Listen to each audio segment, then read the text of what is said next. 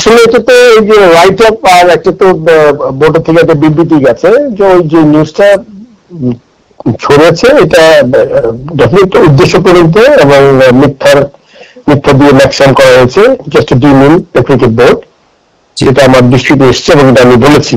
আসলে এখানে দুই তিনটে জিনিস আমার মনে হয় খুবই ইম্পর্টেন্ট। প্রথমে প্রেসিডেন্ট হওয়ার পরে যখন আমরা একটা নতুন দেশে আসলাম, এখন তখন আমরা জানি ব্যাংকিং সেক্টরটা কতটা ভালনারেবল ছিল এবং ওখান থেকে অনেক ব্যাংক রেড জোন, অনেক টাকা বিদেশে চলে গেছে। তখন আমি চিন্তা করলাম যে ক্রিকেট বোর্ডের টাকাগুলো কেমনে প্রথমে সেভ করা যায়। First intention was from red zone to green and yellow জোনে যাওয়া।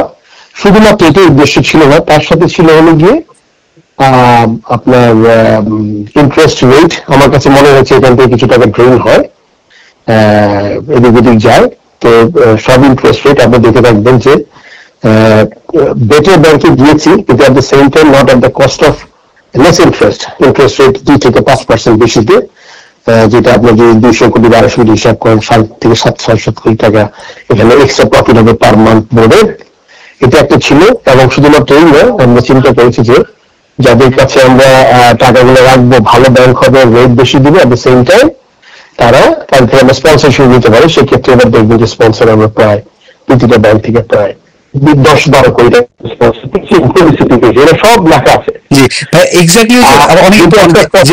একটা কথা এসছে যে এটা আসলে বোর্ডে কেউ জানে না, এটা মিথ্যা কথা। কারণ আমি বোর্ডের সিগনেটারি না এখনো। আমার বোর্ডের সিগনেটারি ফাইন্যান্সের যে চেয়ারম্যান আছেন ফাহিম সিনা এবং যে statement person chairman senior director মহাবনা signatory. I don't even sign anything. So তাদের ব্যাপারটা হয় না যে সেটাও ঠিক না। সো পুরো নিউজটাই ছিল অনেক কিছুতে ভরা, যেটা আমার কাছে মনে হয়েছে এটা উদ্দেশ্য পরিহিত। এখানে বুঝতে হবে যে আমি আসার পর থেকে বলেছিলাম যে ক্রিকেট বোর্ডে যে দুর্নীতি হয়েছে, যেটা আপনার কয়েকদিন আগে জানেন যে দুর্নীতি ঢুকেছে, আমি শিওর তারা তো তাদের কাজ করবে তাদের মতো করে। দুর্নীতি যেগুলো যে ধরনের মনে হয়েছিল বের করবে আমি আশা করবো। এবং আমি আমার তরফ থেকে যেটা আমি চেষ্টা করবো যে দুর্নীতিগুলো হয়েছে আমার যে ক্যাপাসিটিতে, আমি তো সাহায্য সহযোগিতা কম, আপনি জানেন যে আমি ঢুকেছি একটা প্রেসিডেন্ট হিসাবে, আর আমার সাথে একজন নাজমুল আবেদিন ঢুকেছেন, আর এটা কিন্তু পুরো আগের বোর্ডের সবাই আছেন।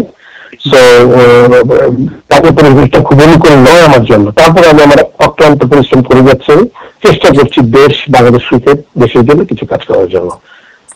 আপনি কোশ্চেন করে দিলে দুটো জিনিস আপনার নাম্বার শেষ করি। জি জি ভাইয়া, থ্যাংক ইউ ভাইয়া, এটা হবে ভাইয়া।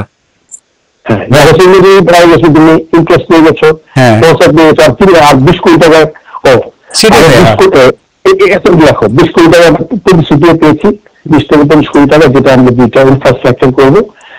একটা সিলেট আর কক্সবাজারে, যেটা আমরা একটা চিন্তা করেছি যে একটা ডরমেটরি করবো, মেয়েদের জন্য যাবে, দুটো মাদ্রাসা হবে, প্রচুর টাকা খরচ হয়। ওইটা হয়তো বা কাউকে লম্বা সময়ের জন্য এটা নাম ব্যবহার করতে দেবো, যে এক্স ক্রিকেট একাডেমি বা ওমেন্স একাডেমি। আমরা চিন্তা করেছি এই ঢাকা স্টেডিয়ামে একটা মসজিদ প্লাস সুইমিং পুল করার জন্য, এদের জন্য আমরা স্পন্সর পেয়েছি, প্রতিশ্রুতি পেয়েছি, এখনো পাইনি। সো দিস আর অল আমার মনে হয় সব পজিটিভ বোর্ডের জন্য। সো রিপোর্ট গুলো যা আসছে এটা আসলে আমি আসলে বলতে দিতে নাই, যার যার মানে ভেস্টেড কোয়ার্টারের যে ইন্টারেস্টটা ক্ষুণ্ণ হচ্ছে তারা সবচেয়ে বেশি বিচলিত এখন আমার মনে হয়।